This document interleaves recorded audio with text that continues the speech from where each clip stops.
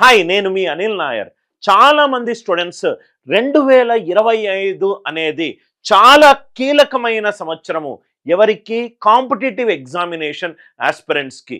Probably ఇప్పుడు మనకు RRB group D notification వచ్చింది, ఆర్ఆర్బి ఎన్టీపీసీ ఉంది, దాని తర్వాత ఫారెస్ట్ బీటా ఆఫీసర్, ప్రాబబ్లీ ఎస్సీకి సంబంధించి ఒక రైట్ కంప్లీట్ దాని క్లారిటీ రాగానే పలు రకాల నోటిఫికేషన్స్ మనకు తెలంగాణలో రాబోతున్నాయి. అలానే ఆంధ్రప్రదేశ్లో కూడా పలు రకాల నోటిఫికేషన్స్ మనకు రాబోతున్నాయి. ఇవన్నీ నోటిఫికేషన్స్కి స్టూడెంట్స్ రైట్ ఒక ప్రిపరేషన్ చేస్తారు, సిలబస్ పరంగా చదువుతారు, రైట్ కొంతమంది సెలెక్ట్ అవుతారు, ఎక్కువ మంది రిజెక్ట్ అవుతారు. అది మనం కొన్ని సంవత్సరాల నుంచి చూస్తున్నాము. నేనేం చేశానంటే గత 10 సంవత్సరాల నుంచి ఈ 1% ఆఫ్ స్టూడెంట్స్ ఎవరైతే సెలెక్ట్ అవుతున్నారో వాళ్ళు ఏం చేస్తున్నారు, వాళ్ళ ప్రిపరేషన్ ఎలా ఉంది, ఎవరైతే 99% విఫలమవుతున్నారో వాళ్ళు ఏమి చెయ్యట్లేదు, ఏమేమి మిస్టేక్స్ చేస్తున్నారు అని చెప్పి ఒక రీసెర్చ్ లాగా నేను ఒక రీసెర్చ్ చేయడం జరిగింది. ఆ రీసెర్చ్ నుంచి కొన్ని నాకు ఇంపార్టెంట్ ఇన్పుట్స్ నాకు వచ్చాయి. ఆ ఇన్పుట్స్ని నేను ఇప్పుడు మీకు వీడియో రూపంలో పెట్టే ప్రయత్నం చేస్తాను. దయచేసి వీడియో చివరి వరకు చూడండి. వీడియో కనుక మీకు నచ్చినట్టు అవుతే దయచేసి మీ సర్కిల్లో, మీ ఫ్రెండ్ సర్కిల్లో కానీ, మీ ఫ్యామిలీ సర్కిల్లో కానీ, మీ రిలేటివ్ సర్కిల్లో కానీ, నైబర్హుడ్ సర్కిల్లో కానీ, మీ ప్రొఫెషనల్ ఆఫీస్ కొలీగ్ సర్కిల్లో కానీ ఎవరైతే కాంపిటేటివ్ ఎగ్జామ్ ఆస్పిరెంట్స్ ఉన్నారో వాళ్లకు ఈ వీడియో షేర్ చేసే ప్రయత్నం చేయండి. చాలా మంచి వీడియో. చాలా మంది స్టూడెంట్స్ ఈ వీడియో చూసి ఏదో ఒక పాయింట్స్లో కనెక్ట్ అవుతారు. వాళ్ళు ప్రిపరేషన్లో కనుక రిజెక్ట్ అయి ఉంటే వాళ్ళు ఎందుకు రిజెక్ట్ అయ్యారు అనే సెల్ఫ్ ఇంట్రోస్పెక్షన్ కూడా రైట్ వచ్చే ఛాన్సెస్ ఎక్కువగా ఉన్నాయి. మీరు సక్సెస్ అవ్వడానికి మీరు తీసుకోవాల్సిన జాగ్రత్తలు ఏంటి, మీరు ఫెయిల్ అవ్వడానికి మీరు చేసిన తప్పులేంటి అని చెప్పే ప్రయత్నం చేద్దాం. ఫస్ట్ థింగ్, మొట్టమొదటికి చాలా మంది స్టూడెంట్స్ చేసే తప్పు ఏంటంటే రైట్ క్వాంటిటీ ఆఫ్ థింగ్స్. వాళ్ళ స్టడీ హాల్లో చూస్తే 5-6 పుస్తకాలు ఉంటాయి. రైట్ వాళ్ళు ఇంతకుముందు నోట్సులు రాసుకున్నారా? చాలా నోట్సులు రాసుకున్నారు. చాలా కోర్సులు తీసుకున్నారా? చాలా కోర్సులు తీసుకున్నారు. కానీ సక్సెస్ అయ్యారా? కాలేదు. ఎందుకు కాలేదనంటే right overflow of information. Right quantity మీద సాల్వ్ చేయకుండా, క్వాంటిటీ అనేది చాలా ఇంపార్టెంట్. ఎక్కువ ప్రాబ్లమ్స్ సాల్వ్ చేయాలి, కానీ ఎక్కువ వెరైటీ ఆఫ్ ప్రాబ్లమ్స్ సాల్వ్ చేయాలి. వెరైటీ ఆఫ్ ప్రాబ్లమ్స్ సాల్వ్ చేయకుండా రైట్ మీకు ఆ కాన్సెప్ట్ మీద మీకు క్లారిటీ రాదు. అంటే ఫర్ ఎగ్జాంపుల్ మీకు సపోజ్గా నేను ఒక ఎగ్జాంపుల్ తీసుకుంటాను, అరిథమెటిక్ తీసుకుంటాను. చాలా ఇంపార్టెంట్ ఉన్న టాపిక్. అరిథమెటిక్లో right most non zero digit ఎప్పుడు యూజ్ చేయాలి, ప్రైమ్ నంబర్ ఎప్పుడు యూజ్ చేయాలి, భాజనీయత సూత్రాలు ఎప్పుడు యూజ్ చేయాలి, లాస్ట్ 2 డిజిట్స్ ఎప్పుడు యూజ్ చేయాలి, యూనిట్ డిజిట్ ఎప్పుడు యూజ్ చేయాలి, ఆన్సర్ ఆప్షన్ ఎలిమినేషన్ ఎప్పుడు చేయాలి, ఎప్పుడు అప్రాక్సిమేషన్ యూజ్ చేయాలి. ఒక 7-8 ఇంపార్టెంట్ టూల్స్ ఉన్నాయి. మనము అరిథమెటిక్లో చాలా ఈజీగా ఆన్సర్లు రావడానికి ఇవి పద్ధతులు. ఈ పద్ధతులు మీరు 10 ప్రాబ్లమ్స్ సాల్వ్ చేస్తే ఏ మెథడ్ ఎక్కడ అనేది మీకు తెలియకపోవచ్చు. అంటే మీరు maximum number of problems solve చేయాలి, maximum number of variety of problems solve చేయాలి. వెరైటీ అనేది ఎప్పుడు గుర్తుపెట్టుకోండి sir, quality of the content. Quality is always greater than quantity. 1-2 పుస్తకాలు చదవండి, రైట్ మనకు ఆ పుస్తకంలో రైట్ వెరైటీ ఆఫ్ ప్రాబ్లమ్స్ ఉండాలి. ఇప్పుడు అనిల్ నాయర్ క్లాసెస్లో మోస్ట్ లైక్లీ మనకు ఫిబ్రవరి ఎండ్ వరకు maximum arithmetic advance maths Telugu medium class notes కూడా వచ్చే ప్రయత్నాలు ఉన్నాయి. దాంట్లో గనక మీరు బుక్ అబ్జర్వ్ చేస్తే చాలా వెరైటీ ఆఫ్ ప్రాబ్లమ్స్ ఉంటాయి. వెరైటీ ఆఫ్ ప్రాబ్లమ్స్ చేయండి, క్వాంటిటీ మీద పడకండి. దయచేసి మీరు గనక తప్పు చేసుంటే ఇమీడియట్గా ఆపేసేయండి. ఇష్టం వచ్చినట్టు పుస్తకాలు కొని, ఇష్టం వచ్చినట్టు యాప్లు కొని, ఒక్కొక్క 200కి 300కు నేను చెబితే మీకు కొంచెము హాస్యాస్పదంగా ఉంటుంది. 400 రూపాయల కోర్స్ తోటి మీకు ఎస్ఎస్సి సిజిఎల్ జాబ్ వస్తుందా సార్? ఎస్ఎస్సి సిజిఎల్లో ఆ ఎగ్జామ్ స్టాండర్డ్ ఏంటి సార్? ఆ ఎగ్జామ్లో ఉన్న సిలబస్ ఏంటి? ఆ ఎగ్జామ్లో సిలబస్లో అడిగే క్వాలిటీ ఆఫ్ క్వశ్చన్స్ ఏంటి? అంత క్వాలిటీ మీకు ఇచ్చేటప్పుడు 400గా 500 రూపాయలకి ఎట్లా వస్తుంది సార్? రైట్. మీరు కొంచెం లాజికల్గా ఆలోచించాలి. అది సెంట్రల్ గవర్నమెంట్ ఉద్యోగము. Only arithmetic, number system, algebra, geometry, mensuration, trigonometry, coordinate geometry ఇవన్నీ కలుపుతూనే ఉంటే, కూర్చొని చదువుతూనే ఉంటే మినిమం 8 నెలల టైం పడుతుంది. మినిమం 8 నెలలు, మినిమం 300+ గంటలు. అది కూడా మ్యాథ్స్ అండ్ రీజనింగ్ మీదనే మినిమం అంటున్నా. ఇంకో 1.5x కూడా వేసుకోవచ్చు. Quality of the course, quality and price ఎప్పుడూ కూడా లీనియర్ ఈక్వేషన్ లా ఉంటుంది సార్. x=y. ప్రైజ్ ఎక్కువ ఉందంటే అక్కడ ఏదో మీకు తక్కువలో దొరికే దానికంటే ఎక్కువ దొరుకుతుందని అర్థం. అది క్లారిటీ తెచ్చుకోండి. దాని తర్వాత do not spend too much time practicing the same kind of questions. చాలా ఇంపార్టెంట్ పాయింట్. మనం ఏం చేస్తామంటే మనకు 3 రకాల స్టూడెంట్స్ ఉన్నారు. ఒక రకమైన స్టూడెంట్స్కి రీజనింగ్ ఇంపార్టెంట్. రీజనింగ్ కొంచెం రీజనింగ్ వచ్చు కాబట్టి రీజనింగే ఎక్కువ చేస్తూనే ఉంటారు. సెకండ్ రకమైన స్టూడెంట్స్ మ్యాథ్స్ వాళ్ళ ఫేవరెట్ టాపిక్. స్కూల్లో మ్యాథ్సే ఎక్కువ సాల్వ్ చేస్తూనే ఉంటారు. ఎందుకంటే ఆన్సర్లు వస్తాయి కాబట్టి ఒక అవుట్కమ్, హ్యాపీ మూమెంట్ ఫీలింగ్. ఒక స్టూడెంట్స్ ఇంగ్లీష్ బాగా చేస్తారు. అప్పర్ మిడిల్ క్లాస్ బాగా వచ్చిన వాళ్ళు English they are very comfortable కాబట్టి ఇంగ్లీష్ సెక్షన్ మీదనే ఎక్కువ ఎంఫాసిస్ చేస్తారు.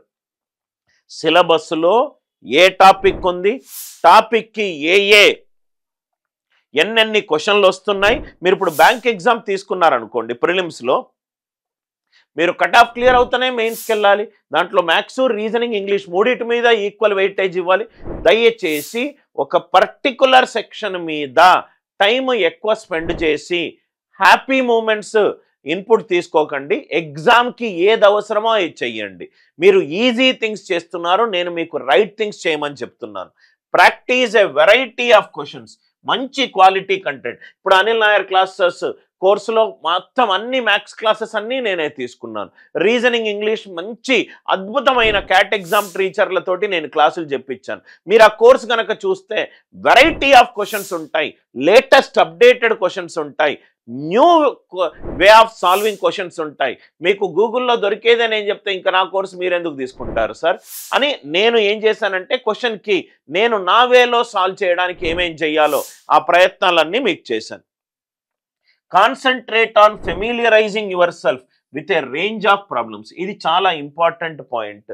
జనరల్గా ఏంటంటే మీరు ఎగ్జామ్కి ముందు ఎన్ని వెరైటీ ఆఫ్ క్వశ్చన్స్, అది క్లాస్ రూమ్లో కావచ్చు, టాపిక్ టెస్ట్లో కావచ్చు, సెక్షనల్ టెస్ట్లో కావచ్చు, ప్రోగ్రెసివ్ టెస్ట్లో కావచ్చు, మార్క్లో కావచ్చు, ఎన్ని వెరైటీ ఆఫ్ క్వశ్చన్స్ మీరు చూస్తూనే ఉంటే మీరు కొత్త క్వశ్చన్స్ చూస్తే భయపడరు. ఇప్పుడు ఒక కొత్త మనిషితోటి మీరు మాట్లాడడానికి ఎందుకు భయపడతారంటే కొత్త మనుషులతోటి మాట్లాడే మీకు మీ యొక్క లైఫ్ జర్నీలో చాలా తక్కువ ఉంది కాబట్టి. ప్రాబ్లం చూడంగానే మీరు భయపడకూడదు. ప్రాబ్లం మీకు భయం క్రియేట్ చేస్తుందంటే నీ ప్రాక్టీస్లో ఏదో లోపం ఉన్నట్టు. ఎక్కువ ప్రాక్టీస్ చేసావనుకో కొత్త ప్రాబ్లమ్స్కి భయపడవు. ఆ పేపర్కి ముందే నీ సబ్కాన్షియస్ చెప్తూ ఉంటుంది నేను లేపగలుగుతా, నేను ఈ ఎగ్జామ్ని క్లియర్ చేయగలుగుతానని అనేది. ఫెమిలియారిటీ అనేది చాలా ఇంపార్టెంట్. ఎస్పెషల్లీ కాంపిటేటివ్ ఎగ్జామినేషన్లో అన్ప్రెడిక్టబిలిటీ అనేది 10% ఉంటుంది కాబట్టి ఎక్కువ వెరైటీ ఆఫ్ క్వశ్చన్స్ సాల్వ్ చేసే ప్రయత్నము చెయ్యాలి.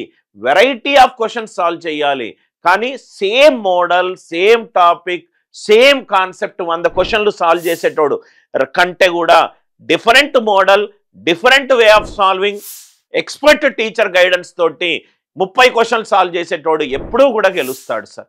ఫెమిలియారిటీ ఉండాలి, క్వాలిటీ ఆఫ్ క్వశ్చన్ సాల్వ్ చేయాలి, ఒక సెక్షన్ మీదనే ఎక్కువ టైం స్పెండ్ చేయకండి. ఇది చూస్తే గనక కొంతమంది వీడియో చూస్తున్న వాళ్ళు మీరు గనక ఒక ఎగ్జామ్ ఫెయిల్ అయి ఉంటే మీరు దీంట్లో ఎక్కడ మీరు కనెక్ట్ అయ్యారో నాకు తెలియదు కానీ డెఫినెట్గా మాత్రము కొన్ని మిస్టేక్స్ని మీకు ఒక అద్దం రూపంలో, అద్దం లాగా, మిర్రర్ ఇమేజ్ లాగా చూపెట్టే ప్రయత్నం చేస్తున్నాను. Sequence and prioritise. Right, now ఏం చేయాలంటే ఇది చాలా ఇంపార్టెంట్ సార్. సపోజ్గా మీరు ఒక ఆర్ఆర్బి గ్రూప్ డికి ప్రిపేర్ అవుతున్నారు. ఈ RRB group D exam notification మనకు జనవరి 23వ తారీఖు వచ్చింది. ఫిబ్రవరి లాస్ట్ వీక్ వరకు అప్లికేషన్స్ చేసుకోవచ్చు.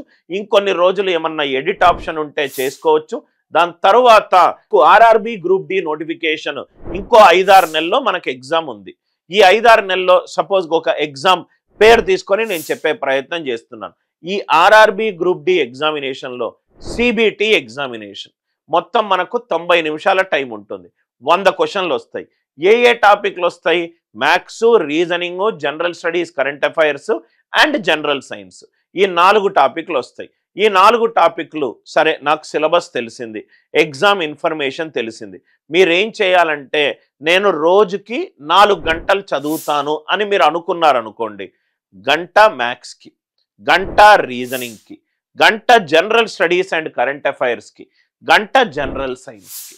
ఆర్ ప్రాబబ్లీ ఇది ఒక వే ఆఫ్ థింకింగ్. లేకపోతే సార్ నాకు కొంచెం మ్యాథ్స్ వచ్చు సార్, రీజనింగ్ వచ్చు సార్, నాకు రానిదల్లా ఈ 2 సెక్షన్లు sir, general studies and current affairs గంటన్నర, రైట్, జనరల్ సైన్స్ గంటన్నర, నాకు ఈ 2 టాపిక్లు రావు సార్. మ్యాథ్స్ అండ్ రీజనింగ్ నేను ఒక దగ్గర కోచింగ్ తీసుకున్నాను, ఒక దగ్గర నేను ఆల్రెడీ నాకు కొంచెం దాని మీద ఐడియా ఉంది సార్, కాలేజీలలో ప్లేస్మెంట్లోనో పలు రకాల దాంట్లో నేను నేర్చుకున్నాను సార్ అని అంటే దానికి తక్కువ టైం ఇవ్వండి.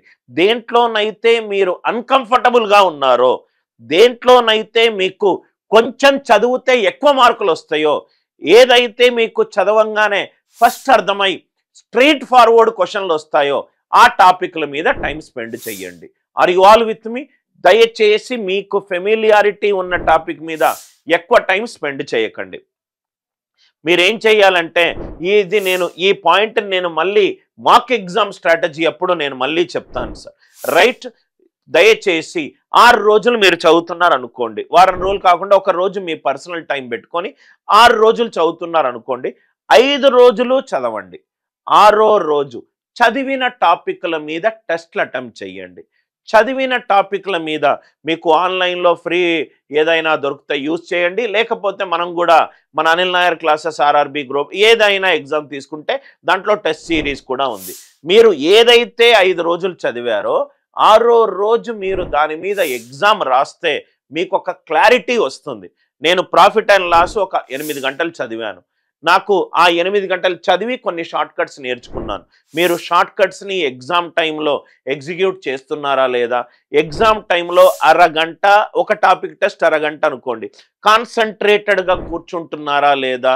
మీకు ఆ ఎగ్జామ్ కూర్చునేటప్పుడు ముందు ఒక స్టాప్ వాచ్ పెట్టుకొని 30 మినిట్స్ టైం పెట్టుకొని ఫోన్ని స్విచ్ ఆఫ్ పెట్టుకొని ఆర్ అన్ని డు నాట్ డిస్టర్బ్ మోడ్ పెట్టుకొని మొబైల్లో టెస్ట్ రాస్తున్నారా?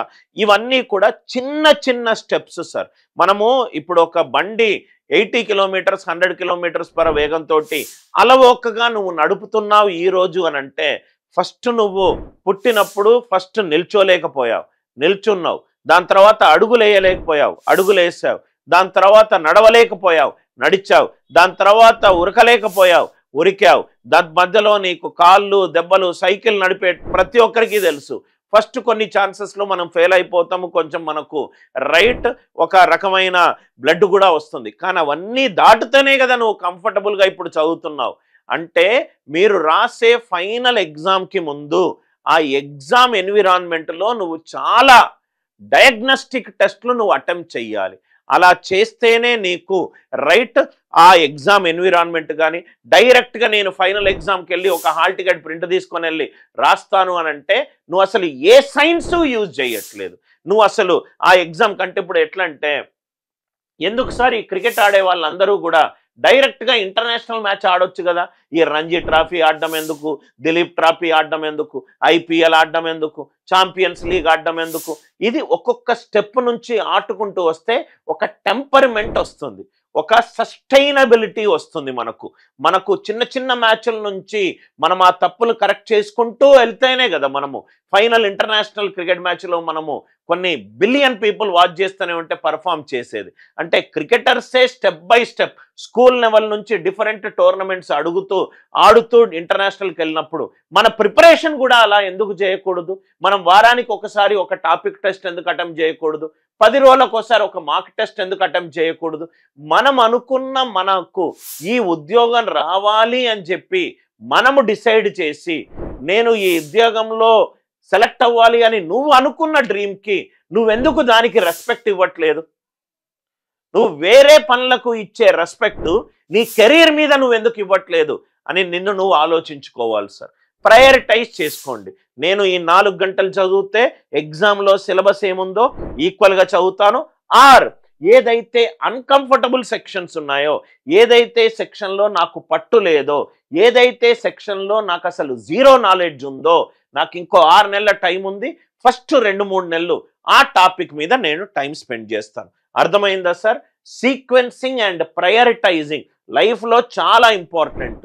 పొద్దున నిద్ర లేవంగానే దయచేసి ఒక అన్రియలిస్టిక్ షెడ్యూల్ వేసుకోకు. నేను చేసే పనులేంటి, కొన్ని పనులు చెయ్యి, కానీ ఆ కొన్ని పనులు కంప్లీట్ చేసుకో. దయచేసి ఒక పెద్ద పెద్ద షెడ్యూల్ వేసుకొని జీవితంలో నువ్వు అనుకుంటావు నీ తెలివితేటలతోటి నేను బయట వాళ్ళని మోసం చేస్తున్నానని. నువ్వు ఎంతమంది బయట వాళ్ళని మోసం చేసినా నీలోనూ ఒక పర్సన్ ఉన్నాడు, వాణ్ణి నువ్వు మోసం చేసుకుంటే దాన్ని మించిన పెద్ద మోసం లేదు. వాడు నీతో ప్రతిరోజు మాట్లాడుతున్నాడు. పొద్దున్న నిద్ర లేగానే నిన్న టైం వేస్ట్ అయిపోయింది, మొన్న ఇది ఒక 3వ సారో 4వ సారో నువ్వు ఎగ్జామ్ రాస్తున్నావు, గ్రాడ్యుయేషన్ అయిపోయి 2 ఏళ్ళైంది, 3 ఏళ్ళైంది, 4 ఏళ్ళైంది, ఒక ఎగ్జామ్ క్లారిటీనే లేదు. అశోక్ నగర్కి వచ్చి ఒక 4-5 ఏళ్ళైంది, ఇదే ఎగ్జామ్ని నేను కొన్ని రాస్తున్నాను. ఎవ్రీ మంత్ హాస్టల్ ఫీజు డబ్బులు పోతున్నాయి, ఎవ్రీ మంత్ నా మెయింటెనెన్స్కి డబ్బులు పోతున్నాయి, ట్యూషన్ ఫీజుకి డబ్బులు పోతున్నాయి, చిన్న చిన్న ఉద్యోగాలు చేశాను. కానీ నేను దేనికోసమైతే హైదరాబాద్కు వచ్చాను, దేనికోసమైతే నేను నా గ్రాడ్యుయేషన్ తర్వాత ఇది నేను సాధించాలి అని పేరెంట్స్ తోటి ఒప్పించి నేను ఇక్కడికి వచ్చాను, దాని నుంచి నేను ఎందుకు దూరం అవుతున్నాను? ఇట్లాంటి సెల్ఫ్ ఇంట్రోస్పెక్టివ్ క్వశ్చన్స్ అనేటి మనకు లైఫ్లో చాలా ఇంపార్టెంట్ సార్. ప్రతి మనిషికి లైఫ్లో ఒక పీరియడ్లో నేను ఇంత దాకా చేసింది చాలు, నేను ఇట్లా బ్రతకలేను, నేను ఇట్లా బ్రతకకూడదు, నేను ఇవి చేసినందువల్లనే నేను ఇవన్నీ నష్టపోయాను అని లైఫ్లో ఏదో ఒకసారి మీ మనస్సాక్షి మీతోటి చెబుతుంది. అది ఎందుకు ఎర్లీ 20sలో జరగకూడదు? ఎర్లీ 20sలోనే మనము లైఫ్లో ఇది చేస్తే ఇది నష్టపోతామని తెలుసుకున్నప్పుడు మనం ఎందుకు దానికి సీరియస్ అటెన్షన్ ఇవ్వకూడదు? ఒకసారి ఆలోచించండి. సీక్వెన్సింగ్ అండ్ ప్రయారిటైజ్, ఏవేవి ఎగ్జామ్లో ఉన్నాయి, ఏవేవి నాకు రావు. ఇది ఎగ్జామే కాదు సార్, లైఫ్లో కూడా పొద్దున్న లేసి పనులు రాసుకొని చేయడం అనేది ఒక మంచి అలవాటు. లేకపోతే ఒక డిజార్గనైజ్డ్ వే ఆఫ్ లైఫ్లోకి వెళ్తావు. ఈ రోజు నేను సపోజ్గా పొద్దున్న లేచాను, ఈ రోజు నేను ఒక 5,000 సంపాదించుకోవాలి, ఈ 5,000 సంపాదించుకోవడానికి నాకు మార్గాలేంటి? Plan A, plan B, plan C.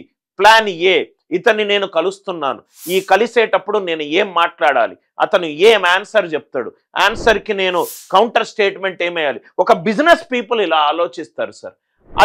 అది బిజినెస్లో వాళ్ళ గ్రోత్ కోసం వాళ్ళు ఆలోచించేది. కాంపిటేటివ్ ఎగ్జామినేషన్లో నీ గ్రోత్ కోసం కూడా నువ్వు ఆలోచించాలి. Tip number 2, sequencing and prioritise. ఇది లేకపోతే ఏంటంటే ఒక టాపిక్ నీకు రాదు అని తెలిసి దాని మీద నువ్వు టైం స్పెండ్ చేయకుండా, ఎఫర్ట్ పెట్టకుండా ఆ టాపిక్ వల్ల నీకు వచ్చే కాల్స్ కూడా కన్వర్ట్ కాకుండా వెళ్ళిపోతాయి. Are you all with me? Sequencing and prioritise. Analytical skills, ఇది నాకు తెలిసి ఒక టీచర్గా నేను ప్రతి ఒక్క స్టూడెంట్కి నా 20 సంవత్సరాల నుంచి నేను దీని మీద చాలా ఎక్కువ ఫోకస్ పెడతాను సార్. ఇప్పుడు నేను కూడా ఆఫీసులో నేను ఎటువంటి ఎంప్లాయీని ఇష్టపడతానంటే, ఒక ప్రాబ్లం స్టేట్మెంట్ ఇచ్చినప్పుడు, సార్ ఇలా చేశాను సార్, మీరు ఇట్లా అన్నారు, ఇట్లా చేశాను సార్ అని చెప్పకుండా, సార్ ఇది ప్రాబ్లం స్టేట్మెంట్, మీరు అడిగిన విధానము ఇది అవుట్పుట్ 1, కానీ నాకు ఒక ఐడియా వచ్చింది సార్, నేను ఈ ఐడియా కొంచెం మీకు చెప్తాను, బాగుంటే మనం ఎగ్జిక్యూట్ చేద్దాం సార్ అని చెప్పి 2. పాయింట్ నెంబర్ 3, సార్ మీరు చెప్పింది నాకు అర్థమైంది, కానీ మీరు చెప్పిన దాంట్లో నాకు కొన్ని డౌట్స్ ఉన్నాయి, ఆ డౌట్స్ నాకు క్లారిఫై అవుతే ఇంకా బాగా అర్థమవుతుంది, ఇంకా మంచి అవుట్కమ్ వస్తుంది అని. ఈ 3 చూడండి సార్, ఎంత క్లారిటీ ఆఫ్ థాట్ ఉంది ఎంప్లాయీకి. అడిగింది చేసి పెడుతున్నాడు, అడిగిన దానికంటే సొంత తెలివి యూజ్ చేసి వెళ్ళిపెడుతున్నాడు, అడిగిన దాంట్లో క్లారిటీ మిస్ అయితే అడుగుతున్నాడు. అలానే అనలిటికల్ స్కిల్స్ మీరు లైఫ్లో ఒక్కటి గుర్తుపెట్టుకోండి సార్, మీకు 10th ఎన్ని మార్కులు వచ్చినా, ఇంటర్మీడియట్లో ఎన్ని మార్కులు వచ్చినా, గ్రాడ్యుయేషన్లో ఎన్ని మార్కులు వచ్చినా, ఒక మనిషిగా నువ్వు ఎప్పుడు నిలబడతావు అంటే నీకు లాజికల్ థింకింగ్ ఉన్నప్పుడు. మీరు చూడండి, ఇప్పుడు ఓయో రూమ్లో ఏదన్నా రూమ్స్ అతనివా సార్? కాదు. రెడ్ బస్ చూడండి, నడిపే రోజు 1,00,000 బస్సుల్లో ఏదన్నా బస్సు రెడ్ బస్సు ఓనర్దా? కానే కాదు. మేక్ మై ట్రిప్ చూడండి, makeMyTrip.com వెబ్సైట్కి ఏమన్నా ప్లేన్స్ ఉన్నాయా, రైట్? మీరు వెహికల్ నడిపించే ర్యాపిడోడ్ ఏమన్నా బండ్లు కొన్నాడా, ఊబరోడ్ ఏమన్నా కార్లు కొన్నాడా? ఇదంతా లాజికల్ థింకింగ్ మీద డెవలప్ అయిన బిజినెస్ మోడల్స్. అలానే మీరు కూడా మీరు ఏం చేయాలంటే, చాలామంది స్టూడెంట్స్ ఏం చేస్తారంటే, ఇది మీరు తెలిసి తప్పు చేస్తారు, దీనికి కొంచెం బాధ్యత టీచర్స్ది కూడా ఉంది అండ్ స్టూడెంట్స్ది కూడా ఉంది. స్టూడెంట్స్ ఒక పేపర్ ఇస్తారు, జనరల్గా ఇన్స్టిట్యూట్లో ఒక పేపర్ ఇస్తారు, 10 నిమిషాలు సాల్వ్ చేయమంటారు, 20 నిమిషాలు సాల్వ్ చేయమంటారు, ఆ 20 ప్రాబ్లమ్స్ని సాల్వ్ చేస్తారు క్లాస్లో. స్టూడెంట్స్ ఎప్పుడైతే రెడీమేడ్ ఆన్సర్స్ కోసం వెతుకుతున్నాడో, ఎఫర్ట్ లేకుండా, తను ఒక్క నిమిషం ఆలోచించకుండా ఆన్సర్కి వెళ్ళి ఆన్సర్ చూసి అర్థం చేసుకొని ప్రాబ్లం నాకు అర్థమైంది అంటున్నాడో, అతను రాంగ్ డైరెక్షన్ కేసిన మొట్టమొదటి స్టెప్. మీరు లైఫ్లో ఒక ప్రిన్సిపల్ ఉంది సార్, ఇది ఫేమస్ మేనేజ్మెంట్ బుక్ నుంచి తీసుకున్న ప్రిన్సిపల్. ఆ ప్రిన్సిపల్ని ఏమంటామంటే 48 అవర్ ప్రిన్సిపల్ అంటాం. ఇది చాలా ఇంపార్టెంట్, చాలా జాగ్రత్తగా వినండి.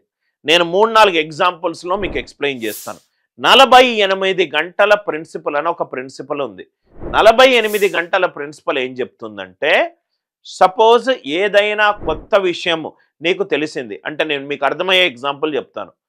ఏ అండ్ బి అని ఒక ఇద్దరు ఫ్రెండ్స్ ఉన్నారు. బి అనే ఫ్రెండ్ మీ గురించి సి దగ్గర చెడుగా చెప్పాడు, అది మీకు ఇన్ఫర్మేషన్ వచ్చింది. మీరేం చేస్తారు సార్?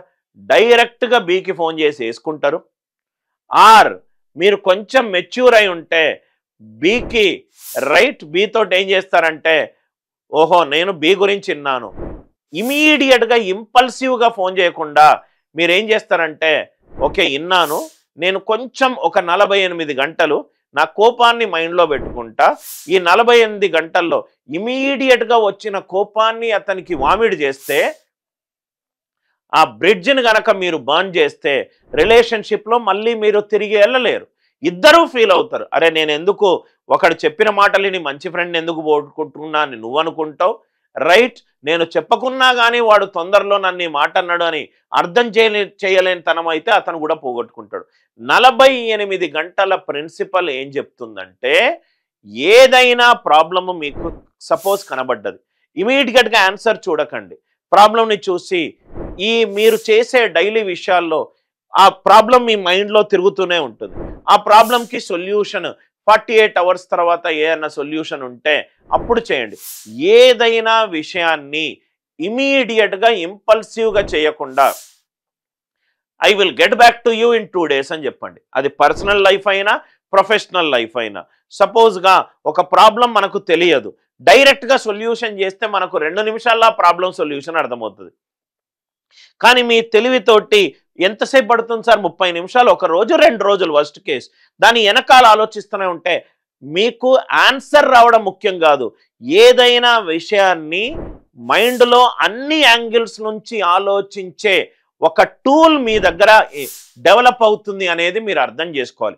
దీనివల్ల మీకు లైఫ్లో చాలా ప్రాబ్లమ్స్ వస్తాయి, personal problems, professional problems, marital problems, friends related issues, peoples management issues, business issues, interpersonal skills issues. ఇవన్నీ ఇష్యూస్కి సగం కారణం ఏంటంటే ఇంపల్సివ్నెస్గా యాక్ట్ చేయడం. నేను ఒక 2 రోజుల్లో నీ దగ్గరికి వస్తాను, నేను ఇది నా పాయింట్స్ నేను నీకు చెప్తున్నాను, ఆలోచించుకొని మళ్ళీ చెప్పు అని చెప్పడం. 48 అవర్ ప్రిన్సిపల్ ఏమంటుందంటే, స్టూడెంట్ కాంపిటేటివ్ ఎగ్జామ్ సెగ్మెంట్లో దయచేసి సొల్యూషన్లకు బానిస కాకు, ఇమీడియట్గా సొల్యూషన్స్ చూసి క్వశ్చన్ నాకు అర్థమైంది అని అనుకోకు, రైట్? కొంచెము 10 ప్రాబ్లంలో 6-7 వరకు చూడు, 3 ప్రాబ్లంలు సొంతంగా సాల్వ్ చేసే ప్రయత్నము చూడు. ఒకసారి ఇక్కడ చూడండి సార్, ఇది జనరల్గా ఒక మేనేజ్మెంట్ బుక్ నుంచి తీసుకున్న చార్ట్. ఇది మనం ఒక ప్రాబ్లంను ఐడెంటిఫై చేస్తాం, ఆ ప్రాబ్లము ఐడెంటిఫై చేసి దాన్ని సాల్వ్ చేసే విధానాలు ఏంటి ఆలోచిస్తాము. ఈ విధానంలో మనము ఫాస్ట్గా ఈజీగా బెస్ట్గా సాల్వ్ చేయొచ్చని ఆ మెథడ్ ఐడెంటిఫై చేస్తాము. ఆన్సర్ ఆప్షన్ ఎలిమినేషన్స్ ఏమన్నా అప్రోచ్ ఉంటే చూస్తాము. ఈ మెథడ్ ఇక్కడ వర్కౌట్ అవుతుంది అని మనం నోట్స్లో రాసుకుంటాము. అటువంటి ప్రాబ్లమ్స్ వచ్చినప్పుడు ఇంప్లిమెంట్ చేస్తాము, ప్రాక్టీస్ చేసి మనము రిజల్ట్ తెచ్చుకుంటాం. ఇది ఒక సైకిల్, ఇది ఒక సైంటిఫిక్ అప్రోచ్. ఒక సైంటిఫిక్ అప్రోచ్ ద్వారా మీరు మొట్టమొదటిసారే కాంపిటేటివ్ ఎగ్జామ్ క్లియర్ చేయడానికి ఒక స్టూడెంట్ లైఫ్ సైకిల్లో ప్రిపరేటరీ సైకిల్ ఇది. 48 గంటల ప్రిన్సిపల్ అందరికీ అర్థమైంది కదా సార్. ఏదైనా విషయాన్ని 48 గంటలు సెన్సిటివ్ ఉన్న విషయాన్ని, ఇంపార్టెంట్ విషయాన్ని, లైఫ్ ఆల్టరింగ్ విషయాల్ని 48 అవర్ ప్రిన్సిపల్ తోటి పేషెంట్గా ఇమీడియట్గా రియాక్ట్ కాకుండా, రెస్పాండ్కి రియాక్ట్కి తేడా ఉంది సార్. రియాక్షన్ అంటే మైండ్ తోటి ఆలోచించకుండా చెప్పే ఎక్నాలెడ్జ్మెంట్, రెస్పాండ్ అంటే ఎక్నాలెడ్జ్మెంట్ డేటా తోటి చెప్పేది. ఎప్పుడు రెస్పాండ్ కాండి కానీ రియాక్ట్ కాకండి. Are you all with me? Analytical skills not for your exam but for your life. Start speeding up. ఇది ఏంటంటే మెల్లమెల్లగా నేను మీకు చెప్పాను, మెల్లమెల్లగా నడుచుకుంటూ మనం ఎప్పుడూ లైఫ్లో నడవలేం, అప్పుడప్పుడు ఉరకాలే కూడా. ఎందుకంటే కాంపిటేటివ్ ఎగ్జామ్ రేస్లో మనకు తక్కువ టైంలో ఎక్కువ ప్రాబ్లమ్స్ సాల్వ్ చేయాలంటే మనం స్ప్రింట్స్ బాగా స్పీడప్ చేయాలి. మెల్లమెల్లగా స్మాల్ బిగినింగ్. ఫస్ట్ ఒక స్టెప్ వేయండి, దాని తర్వాత 2 స్టెప్పులు వేయండి, దాని తర్వాత 4 స్టెప్పులు వేయండి, దాని తర్వాత స్టెప్పుల మధ్య ఉన్న డిస్టెన్స్ పెంచండి. దాని తర్వాత ఇప్పుడు మనము జిమ్కి వెళ్తాం, మనం యోగాకి వెళ్తాం. జిమ్కి వెళ్ళంగానే అది చూసి సార్ ఇది బాగుంది సార్ నేను లేపుతా సార్ అని అంటే మీ జిమ్ ఇన్స్ట్రక్టర్ వద్దు బాబు అని అంటాడు. ఎందుకంటే కండాలు అన్ని పట్టేస్తాయి మనకు. మెల్లమెల్లగా యోగా మనకు నేర్పుతుంది. ఇప్పుడు సపోజ్గా మనకు ఇంట్రెస్ట్ ఉన్న ఫుడ్ ఐటమ్ మనం తినాలనుకుంటాం, మెల్లమెల్లగా తినండి, తృప్తిగా ఆనందంగా తినండి. ఒకటేసారి నేను ఇన్ని తింటా అని చెప్పి ఏదైనా స్లోగా స్టార్ట్ చేసి మెల్లగా స్పీడ్ అవ్వండి. మళ్ళీ ఇంపార్టెంట్ ఏంటంటే సార్, వీడియో క్లాసులు చూడడము, టాపిక్ టెస్ట్లు అటెంప్ట్ చేయడము, మాక్ టెస్ట్ అటెంప్ట్ చేయడం. ఈ ప్రాసెస్ అనేది మనకు కంటిన్యూస్గా అవుతూనే ఉండాలి. ప్రాఫిట్ లెస్ వీడియో చూశాను, టాపిక్ టెస్ట్ అటెంప్ట్ చేశాను. మన సింపుల్ ఇంట్రెస్ట్ చూశాను, వీడియో చూశాను, టాపిక్ టెస్ట్ అటెంప్ట్ చేశాను. పర్సంటేజ్ డెరైవ్డ్ ఉన్న టాపిక్లన్నీ అటెంప్ట్ చేశాను, సెక్షనల్ టెస్ట్ అటెంప్ట్ చేశాను. అరిథమెటిక్లో అన్ని టాపిక్లు కవర్ అయిపోయినాయి, అరిథమెటిక్ మార్క్ టెస్ట్ అటెంప్ట్ చేస్తున్నాను. మొత్తం అంతా కూడా సిలబస్ ఒక స్టేజ్కి వచ్చింది, మార్క్ టెస్ట్లు అటెంప్ట్ చేస్తాను. ఇది మనకు చాలా ఇంపార్టెంట్. ఈ మాక్ ఎగ్జామ్ని అనలైజ్ ఎలా చేయాలనేది అదొక డిఫరెంట్ సైన్స్. దానికి నేను సపరేట్ సెషన్లో పెడతాను. మెల్లమెల్లగా మీ టైం క్వాంటమ్ని పెంచుకుంటూ వెళ్ళండి. సడన్గా ఒకరోజు 8 నుంచి 10 గంటలు చదివా, ఈరోజు మంచి ఫామ్లో ఉన్నా, నెక్స్ట్ రోజు నేను గంట చదివాను, ఇలా చదువుతారు కదా సార్. ఒకరోజు మ్యాక్సిమం, ఒకరోజు అసలు ఏం చదవరు, ఒకరోజు గంట చదువుతారు. ఇట్లాంటి డిజార్గనైజ్డ్ స్టడీస్ నాకు తెలిసి అయితే రిజల్ట్స్ తీసుకొని రావు. ఆర్ 1% ఆఫ్ ద పీపుల్ ఎవరికైనా రిజల్ట్స్ వచ్చాయో వాళ్లకు ఇలా అయితే వాళ్ళు చదవలేదు. Next smarter approach. ఇది చాలా ఇంపార్టెంట్. చాలా మంది స్టూడెంట్స్ చేసే తప్పు ఏంటంటే ఒక ఇన్స్టిట్యూట్లో టీచర్ యొక్క అనుభవాన్ని, అతనికి సబ్జెక్ట్ పైన ఉన్న నైపుణ్యాన్ని, అతని ఎన్ని సంవత్సరాల నుంచి ఆ సబ్జెక్ట్ మీద కూర్చొని ఒక ఆర్డినరీ స్టూడెంట్స్ని ఎక్స్ట్రాడినరీ సక్సెస్ స్టోరీగా క్రియేట్ చేశారు. ఇవన్నీ మైండ్లో పెట్టుకొని మనము స్మార్టర్ అప్రోచెస్ తెలుసుకోవడానికే మనం కోర్సెస్ తీసుకుంటాం. ఇప్పుడు అనిల్ నాయర్ క్లాసెస్లో కొన్ని వేల మంది కోర్సెస్ ఎందుకు తీసుకుంటారంటే దాంట్లో ఉన్న స్మార్టర్ టెక్నిక్స్ తెలుసుకోవడానికి. Are you all with me? Work smart. నాకు hard working student success. Hard working అంటే ఇప్పుడు మనకు రిక్షా నడిపేన అతను ఇప్పుడు మీరు రైల్వే స్టేషన్కి వెళ్ళండి, ఒక కూలీ ఉంటాడు, బండలాగా 30-40 కేజీలు మోస్తూనే ఉంటాడు. కానీ అతను సూపర్ సక్సెస్ఫుల్ అవుతాడా? కాడు. ఎందుకనంటే హీఈస్ వర్కింగ్ హార్డ్. కష్టపడండి. కష్టపడడంతో స్మార్ట్నెస్ తోటి కష్టపడండి. స్మార్ట్నెస్ అంటే ఏంటి? నాకు ఇది తెలుసు, నాకు ఇది తెలియదు, తెలుసుకుంటా, స్మార్టర్ వే ఆఫ్ సాల్వింగ్ తెలుసుకుంటా, నెక్స్ట్ స్టేజ్కి వెళ్తాను. Work smart, do not work hard. చాలా ఇంపార్టెంట్. వర్క్ స్మార్ట్ అంటే ప్లానింగ్లో స్మార్ట్నెస్, ప్రిపరేషన్లో స్మార్ట్నెస్, ప్రాబ్లమ్ సాల్వింగ్ స్మార్ట్నెస్, మన చుట్టూ ఎన్విరాన్మెంట్లో మనం చూస్ చేసుకున్న ఫ్రెండ్స్ కూడా ఆ ఎగ్జామ్ కోసం చచ్చిపోయేటోళ్ళు ఉంటే మనం ఆ డైరెక్షన్కి డ్రిఫ్ట్ అవుతాము. మనం చూస్ చేసుకున్న ఫ్రెండ్స్ మంచిగా టైం పాస్ యావిగేషన్గా అట్లున్నారనుకోండి, కష్టమైపోతుంది. Are you all with me? Elimination method నేను మీకు టిప్ 1 చెప్పేటప్పుడు చెప్పాను. ప్రతి ఒక్క క్వశ్చన్కి ఒక బెస్ట్ మెథడ్ ఉంటుంది. అది అన్ని క్వశ్చన్లకు కాకుండా దాని మెరిట్ పైన ఆ క్వశ్చన్ని మనం సాల్వ్ చేయాలి. బాల్ ఎలా పడుతుంది చూసి బ్యాట్స్మెన్ గేమ్ ఆడతాడు. ఒకటే షాట్ తోటి అన్ని బాల్ ఆడాడు. టాస్క్ అయితే ఒక రకంగా ఆడతాడు. ఒక హాఫ్ సైడ్ ఉంది, ఒక లెగ్ సైడ్ ఉంది, ఒకటి బిహైండ్ ద వికెట్ ఉంది, ఒకటి స్ట్రైట్ ఉంది, ఒకటి వికెట్ కీపర్ వెనకాల ఉంది, ఒకటి స్లిప్ ఉంది. రైట్? ఎందుకు సార్ బ్యాట్ పట్టుకొని నేను ఎప్పుడు లెగ్ సైడ్ కొడతానంటే ఆడు ఎప్పుడు గొప్ప క్రికెటర్ కాడు. గొప్ప క్రికెటర్ ఎవరంటే అన్ని యాంగిల్లోనూ బాల్ని ప్లే చేసేవాడు. సో అదే స్ట్రాటజీ ఇక్కడ కూడా. క్వశ్చన్లకు ఆన్సర్ ఆప్షన్ ఎలిమినేషన్ అప్రోచ్ ఉంది, అండర్స్టాండ్ క్వశ్చన్లో అప్రాక్సిమేషన్ అప్రోచ్ ఉంది, క్వశ్చన్కి స్ట్రైట్ ఫార్వర్డ్ అప్రోచ్ ఉంది. మెరిట్ని బట్టి మనం ఆ క్వశ్చన్ని సాల్వ్ చేయాలి. Are you all with me? Don't get obsessed with problems. ఇది చాలా మంది చేసేది. మీరు ఎవరైనా ఇది రిపీటర్స్కి సార్, మీరు ఎప్పుడైనా ఏదైనా state and central government exam రాసుంటే నేను చెప్పేది మీరు కోరిలేట్ అవుతారు. ఎగ్జామ్ రాసేటప్పుడు ఒక క్వశ్చన్ ఉంటుంది, నాకు ఈ క్వశ్చన్ రాదా, నాకు ఈ క్వశ్చన్ రాదా అని చెప్పి ఆ క్వశ్చన్ వెనకాల 2-3 నిమిషాలు టైం స్పెండ్ చేస్తారు. ఆ 2-3 నిమిషాల తర్వాత కొన్ని క్వశ్చన్లు మీకు మళ్ళీ ఆ క్వశ్చన్ల దగ్గరికి, ఎవడయ్యా మీకు ఆ క్వశ్చన్ల మీద గెలవాలి అని చెప్పి గేమ్ నేర్పించినోడు, ఆ క్వశ్చన్ రాకపోతే నెక్స్ట్ క్వశ్చన్, మనకు క్వశ్చన్ రాకపోతే నెక్స్ట్ క్వశ్చన్, ఒకే క్వశ్చన్ మీద నువ్వు క్వశ్చన్లో గెలవాలన్న ప్రయత్నం చూస్తున్నావు, కానీ ఎగ్జామ్లో ఓడిపోతావు. దయచేసి మీరు మాక్ ఎగ్జామ్ రాసేటప్పుడు, ఈ పాయింట్, మాక్ ఎగ్జామ్ రాసేటప్పుడు, టాపిక్ టెస్ట్ రాసేటప్పుడు, ఆన్లైన్ టెస్ట్లు రాసేటప్పుడు ఒక పర్టికులర్ ప్రాబ్లం మీద ఎక్కువ టైం స్పెండ్ చేయకు. ఫస్ట్ క్వశ్చన్ రాలేదు వదిలిపెట్టాయి, సెకండ్ క్వశ్చన్ రాలేదు వదిలిపెట్టాయి. కొన్ని పేపర్లలో లాస్ట్ 5 క్వశ్చన్లు ఈజీగా ఉంటాయి, ఆల్టర్నేట్ క్వశ్చన్లు ఈజీగా ఉంటాయి. ఇది ఒక psychological game. First ball right మంచిగా బౌన్స్ వేసాడు, రైట్ వికెట్ కీపర్ దగ్గర పోని, రెండో బాల్ పోని, 6 బాల్లో 1-2 లూజ్ బాల్ దొరుకుతాయి నీకు, దానిని 4 6గా మలుచుకో. ప్రతి బాల్ని కొట్టాలన్న రైట్ ఆవేశంతో మ్యాచ్ ఆడకు. నువ్వు అసలు ఫస్ట్ డెబ్యూ చేసిన 3-4 దాంట్లోనే రిటైర్ అయిపోతావు. గేమ్ అసలు అట్లా ఆడకూడదు. ఆర్ యు ఆల్ విత్ మీ? ప్రాబ్లంకి ఎక్కువ టైం పడుతుందంటే నెక్స్ట్ ప్రాబ్లంకి మూవ్ అవ్వండి. మళ్ళీ ఏంటంటే దయచేసి కొన్ని క్వశ్చన్లను వదిలిపెట్టడం నేర్చుకోండి. ఎన్ని ఎక్కువ క్వశ్చన్లను కరెక్ట్ చేశాము అనేది ఒక ఇంపార్టెంట్ పారామీటర్ అయితే, పేపర్లో వచ్చిన డిఫికల్ట్ క్వశ్చన్లను, ఆ క్వశ్చన్లను టచ్ చేస్తే ఎక్కువ టైం పట్టేది, టచ్ చేయకుండా నువ్వు మిగతా క్వశ్చన్లను సాల్వ్ చేసావు, అక్కడే నీ స్మార్ట్నెస్ కనబడుతుంది. Are you all with me? Difficult ఎక్కువ టైం కన్జ్యూమింగ్ ప్రాబ్లమ్స్ని టచ్ చెయ్యకండి ఫస్ట్ ఇన్నింగ్స్లో. నేను మళ్ళీ మాక్ ఎగ్జామ్ స్ట్రాటజీ చెప్పేటప్పుడు చెప్తాను. Are you all with me?